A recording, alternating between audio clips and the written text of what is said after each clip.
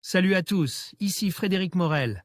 Bienvenue sur ma chaîne dédiée à la science et aux découvertes scientifiques. Si vous êtes passionné par l'exploration de notre univers et les avancées scientifiques, pensez à vous abonner. Aujourd'hui, on plonge dans un sujet fascinant qui repousse les limites de notre compréhension. Bonjour à Allons-y. tous et bienvenue dans cette nouvelle vidéo. Aujourd'hui, je vais vous parler d'une découverte fascinante qui pourrait révolutionner notre compréhension de l'univers. Une source d'ondes gravitationnelles énigmatique a récemment attiré l'attention des astrophysiciens et il semblerait qu'elle pourrait être liée à une étoile à quark. Qu'est-ce qu'une étoile à quark, me direz-vous? Pourquoi est-elle si intrigante? Dans cette vidéo, nous allons explorer ces questions et plonger dans les mystères de la physique des particules et de l'astrophysique. Restez avec moi pour découvrir ce que cela signifie pour notre compréhension de l'univers. Le 14 août 2019, les détecteurs LIGO et Virgo ont mis en évidence l'arrivée des ondes gravitationnelles produites par une source distante de 780 millions d'années-lumière de la Voie lactée et baptisée GW1908114. Provient-elle de la collision d'un trou noir stellaire avec la plus massive étoile à neutrons connue ou le plus petit trou noir connu? Dans le premier cas, on pourrait être en présence d'une mythique étoile à quark étrange. Il y a presque 60 ans que la théorie des quarks a été découverte. Pendant quelque temps, elle ne supposait l'existence que de 3 nouvelles particules que l'on pouvait considérer comme élémentaires, et dont les combinaisons sous forme de triplets ou de doublets permettaient de comprendre l'existence d'un grand nombre de hadrons, découverts au cours des années 1950 dans les accélérateurs de particules. Nous savons aujourd'hui qu'il existe 6 types de quarks, chacun doté d'une charge électrique fractionnaire mais aussi d'une sorte de nouvelle charge électrique appelée la couleur. Mais au milieu des années 1960, on ne considérait alors vraiment que les quarks dits up, down et strange, en abrégé U, D et S. Un quark S possédait l'équivalent d'une nouvelle quantité conservée en mécanique quantique, l'étrangeté. Les forces nucléaires fortes conservaient cette quantité lors de réactions entre hadrons mais pas les forces nucléaires faibles force nucléaires faibles, permettant donc à un quark des quarks D ou U de devenir un quark S et inversement. Mais pas dans n'importe quelles conditions. Ainsi, les protons-protons et les neutrons-neutrons contenant uniquement par triplet des quarks U, D ou leurs antiparticules. Antiparticules ne se transforment pas spontanément en hadrons contenant un quark S. Mais un hypron lambda, hypron, plus précisément un hadron qui contient un quark U, D et un quark S peut très bien se désintégrer en d'autres hadrons plus légers, comme les mesons pipi et les neutrons, qui ne contiennent pas de quark étrange. Des étoiles à neutrons aux étoiles à quark. En 1965, alors que l'on n'avait pas encore de preuve de l'existence des quarks, ni des étoiles à neutrons théorisées. Dès la fin des années 1930, par Robert Oppenheimer en collaboration avec son étudiant de l'époque George Volkov dans l'article intitulé Ondes massives neutron-corps. 2 physiciens soviétiques n'ont cependant pas hésité à proposer l'existence d'étoiles composées de quarks qui seraient donc un autre état dense que pourraient atteindre des étoiles s'effondrant gravitationnellement. Il s'agissait du grand théoricien Dmitri Ivanenko avec son collègue D. F. Kurtjelets. Dans une étoile à neutrons, les quarks restent confines dans les hadrons, sauf peut-être dans le cœur. Dans une étoile à quarks, c'est presque toute l'étoile qui est composée de quarks libres. CXCM Weiss lorsque l'existence des quarks est devenue claire au début des années 1970 ainsi que celle des étoiles à neutrons suite. À la découverte des pulsars, les théoriciens ont repris l'idée d'étoiles à quarks et l'on pousse plusieurs crans plus loin. Bénéficiant des avancées fournies par les équations de la chromodynamique quantique de celle du modèle électrofaible et bien sûr de l'introduction de la fameuse matrice de Makoto Kobayashi et Toshide Masukawa. Ainsi, à l'intérieur d'une étoile à neutrons suffisamment massive, une transition de phase pouvait conduire les nucléons à se dissocier en donnant un plasma de quarks et de gluons. Mieux, selon notamment le grand physicien et mathématicien Edward Wheaton, les forces entre quarks feraient en sorte, si l'étoile est là aussi suffisamment massive, que les quarks U et D puissent se convertir en quarks S, de sorte qu'au final il existerait un mélange à parts égales de ces quarks qui serait particulièrement stable.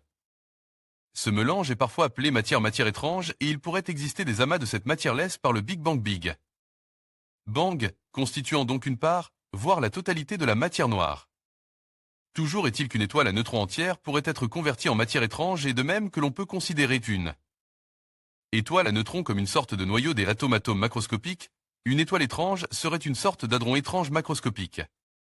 Les dimensions respectives d'une étoile à neutrons à gauche et d'une étoile à quark à droite, comparées à celles du Grand Canyon. Ces étoiles auraient environ la masse du Soleil dont le diamètre est d'environ 1,4 million de kilomètres. CXCM Beryl et étoiles exotiques, des laboratoires pour la matière ultradense.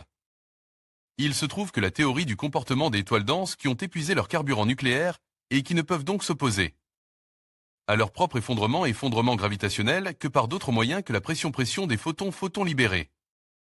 Par les réactions thermonucléaires, lient étroitement la masse et le rayon de ces objets ainsi que la pression et la densité dans leur cœur. Selon les théories du comportement d'un gaz de nucléon ou de quark à très haute densité, la masse limite d'une étoile exotique de ce genre ne sera pas la même. On peut donc poser des contraintes sur l'équation des états de la matière nucléaire, une cousine de celle d'un gaz moléculaire réel comme l'équation de Van der Waals, en étudiant les masses d'étoiles à neutrons également. Les ondes gravitationnelles qu'elles émettent en entrant en collision. Cette équation est sensible au comportement des quarks et des forces entre ces quarks à des densités extrêmes, telles celles du Big Bang par exemple. On peut donc s'en servir pour sonder les lois de la physique fondamentale et en tirer des leçons pour la cosmologie primordiale. Or, justement, comme Futura l'expliquait dans le précédent article ci-dessous, le 14 août 2019, la collaboration LIGO-Virgo a détecté un signal d'onde gravitationnelle, GW190814, qui serait associé à la fusion d'un système stellaire.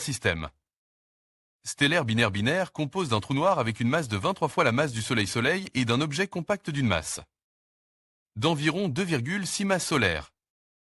S'il s'agit bien d'une étoile à neutrons, une telle masse implique justement que l'on doit être en présence d'une étoile exotique.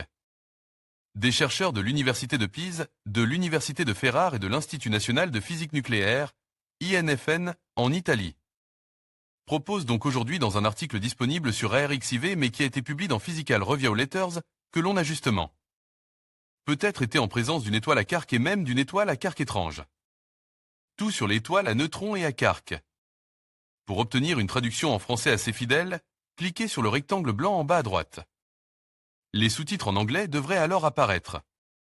Cliquez ensuite sur l'écrou à droite du rectangle, puis sur Sous-titres, et enfin sur Traduire automatiquement. Choisissez Français.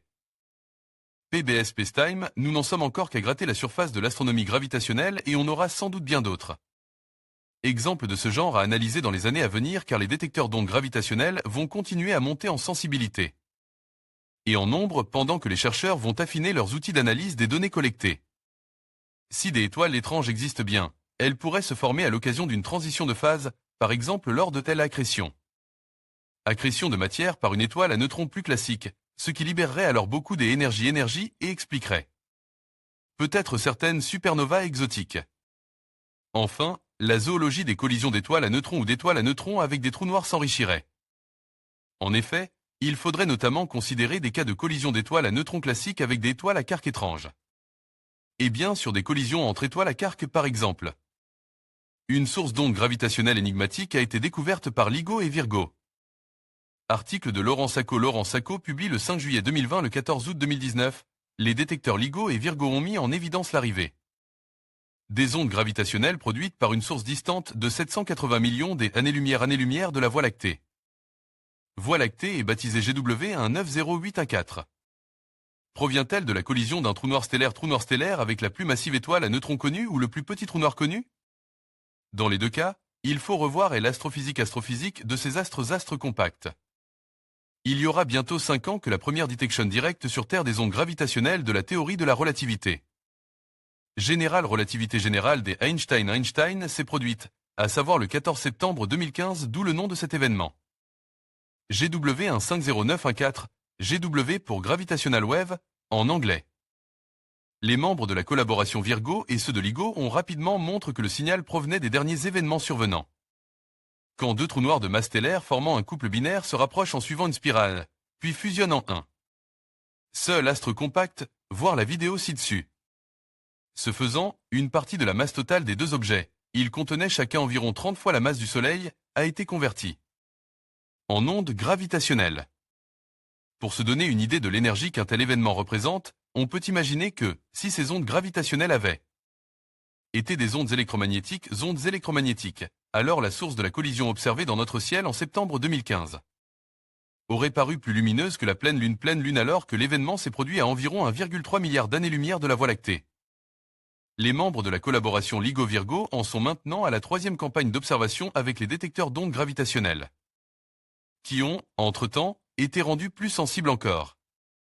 Lors du Renault 3, selon l'expression des chercheurs, une nouvelle source d'ondes a été mise en évidence et ce, le 14 août 2019 à 23h10 de Paris, comme on peut le constater via une publication dans The Astrophysical Journal que l'on peut consulter en accès libre sur ARXIV. Appelée GW1908114, cette source a produit un signal dont les analyses menées notamment avec de savantes simulations sur ordinateur. Ordinateurs ont révélé aux physiciens qu'il provenait de la fusion dans un système binaire compose d'un trou noir 23 fois plus massif que le Soleil et d'un objet beaucoup plus léger, environ 2,6 fois plus lourd que le Soleil. Cette collision a produit un trou noir final de 25 masses solaires. Ce graphique montre les masses de trous noirs détectées par des observations électromagnétiques, violet, des trous noirs débusqués. Par des observations d'ondes gravitationnelles, bleu, d'étoiles à neutrons identifiées avec des observations électromagnétiques. Jaune, et d'étoiles à neutrons détectées par des ondes gravitationnelles, orange. GW1908114 est indiqué au milieu du graphique comme étant la fusion d'un trou noir et d'un objet mystère, étoile à neutrons ou trou noir, d'environ 2,6 fois la masse du Soleil. LIGO-Virgo, Frank Elavsky en dents, Aaron Geller, Northwestern, une étrange lacune dans la distribution de masse des astres compacts. Pour le profane, apparemment rien d'anormal ou de spectaculaire mais, pour les astrophysiciens relativistes, ces caractéristiques sont énigmatiques. En effet, nous n'avons jamais détecté de trou noir stellaire aussi léger que 2,6 fois la masse du Soleil. Ou d'étoiles à neutrons aussi massives. La forme du signal de l'onde gravitationnelle mesurée est assez bavarde sur bien des choses concernant les masses et les moments cinétiques. Moments cinétiques des astres compacts présents dans cet événement qui s'est produit à environ 780 millions d'années-lumière. De la Voie lactée en direction de la constellation du Sculpteur, une constellation de l'hémisphère sud, peu lumineuse. Mais elle n'a pas permis de trancher entre les deux hypothèses concernant l'astre compact de 2,6 fois la masse du Soleil. Il semble que l'on ait été en présence soit du plus petit trou noir stellaire découvert à ce jour, soit de l'étoile à neutrons la plus massive. Ce qui est certain est que l'objet débusqué vient de commencer à combler ce que l'on appelle le mass gap, ce qui peut se traduire par écart ou lacune de masse. Il correspond au fait qu'aucun astre compact de masse comprise entre 2,5 et 5 masses solaires n'avait été observé jusqu'à présent. Pour mémoire, dans les deux cas, étoile à neutrons ou trou noir, ces objets se forment à l'occasion d'une explosion de supernova, accompagnant un effondrement gravitationnel et on avait des raisons théoriques de suspecter qu'un trou noir de moins de 5 masses solaires ne peut pas être d'origine stellaire. Cependant, rien ne le démontrait, de sorte que le mass gap pouvait ne pas être réel. Il existe aussi une masse limite théorique pour l'étoile à neutrons mais également des incertitudes et des mystères quant à sa valeur réelle. La lacune de masse a été un casse-tête intéressant depuis des décennies, et maintenant nous avons détecté un objet qui s'inscrit juste à l'intérieur, explique, à ce sujet dans un communiqué du LIGO Laboratory, California Institute of Technology, Pedro Maronetti, directeur du programme de physique gravitationnelle à la National Science Foundation, NSF. Cela ne peut pas être expliqué sans défier notre compréhension de la matière extrêmement dense ou ce que nous savons de l'évolution d'étoiles. Cette observation est encore un autre exemple du potentiel transformateur du champ de l'astronomie des ondes gravitationnelles, qui met en lumière de nouvelles idées à chaque nouvelle detection. Une simulation numérique crédible pour GW1908114 montrant les ondes gravitationnelles rayonnées à l'ordre de plusieurs multipôles. Dans le jargon des physiciens, on voit bien la symétrie de masse et donc de taille entre le grand trou noir stellaire et l'objet compact nettement plus petit. Max Planck Institut for Gravitation Physics, Albert Einstein Institut, un nouveau territoire pour l'astrophysique relativiste. Le signal de GW1908114 a été plutôt bien localisé sur la voûte céleste et il était excellent avec un rapport signal-bruit de 25 selon le jargon des astrophysiciens. On pouvait espérer surprendre enfin une collision entre une étoile à neutrons et un trou noir dont on pensait qu'elle aurait dû s'accompagner d'un signal observable dans le domaine des ondes électromagnétiques, comme ce fut le cas avec la fameuse kilonova associée à la source d'ondes gravitationnelles GW170817. Malheureusement, il n'en a rien été et il n'a pas été possible de faire de l'astronomie multimessager. Une explication possible doit peut-être être recherchée du fait que l'on est vraiment devant le cas d'un système binaire fortement asymétrique puisque le rapport de masse entre les deux objets est de l'ordre de 9. Le gros trou noir aurait alors avalé très directement la petite étoile à neutrons comme dans un célèbre jeu vidéo, selon l'expression de Vicky Kalojra, membre de la collaboration LIGO et professeur à la Northwestern University, et qui est rapporté dans un communiqué. Du laboratoire Artemis, CNRS Université Côte d'Azur Observatoire de la Côte d'Azur, cela me fait penser à Pac-Pac-Man avalant une Pac-Gomme. Quand les masses du système sont très asymétriques, le trou noir peut ne faire qu'une bouchée de la petite étoile à neutrons. En tout cas, comme l'explique Giovanni Losurdo, de l'Istituto Nazionale di Fisica Nucleare, INFN, Italie, le porte-parole. De la collaboration Virgo. Une fois encore, les observations d'ondes gravitationnelles nous amènent en terre inconnue. L'astre le plus léger de ce système a une masse encore jamais observée. Une nouvelle découverte et qui pose de nouvelles questions. Quelle est la nature de cet astre? Comment un tel système binaire s'est-il formé? Virgo, LIGO et, bientôt, Kagra au Japon, continueront à chercher les réponses et à repousser les limites de ce que nous savons sûr. Notre univers en attendant, le caractère exceptionnel de GW190814 a permis d'observer de nouveaux overtones, de sorte que la théorie de la relativité générale a été testée dans un nouveau régime de champs forts non linéaires et là aussi, elle en est sortie victorieuse. En conclusion, l'idée qu'une étoile à quark pourrait être à l'origine d'une source d'ondes gravitationnelles énigmatique ouvre de nouvelles perspectives fascinantes dans notre compréhension de l'univers. Ces découvertes nous rappellent à quel point il reste encore temps à explorer et à apprendre sur les phénomènes astrophysiques. En poursuivant nos recherches, nous pourrions non seulement percer les mystères de ces ondes, mais aussi approfondir notre connaissance des objets les plus extrêmes de l'univers.